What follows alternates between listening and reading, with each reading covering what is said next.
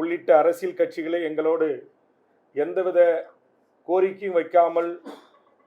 தொகுதி உடன்பாடோடு கூட்டணி அமைகின்ற போது நீங்கள் அவர்களை பொறுத்தவரையில்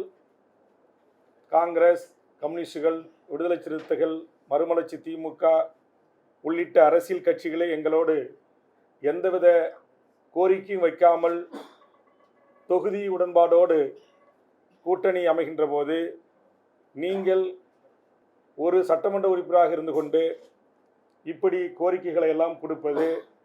இதையெல்லாம் நிறைவேற்றி தாருங்கள் என்று சொல்வது, இது எல்லாம்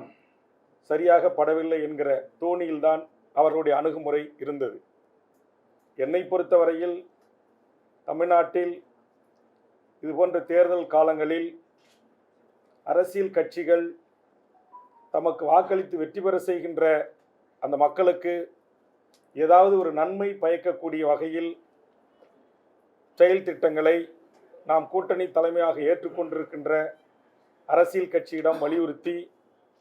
அதை நடைமுறைப்படுத்துகின்ற போதுதான் அந்த மக்களுக்கு பயனளிக்கும்.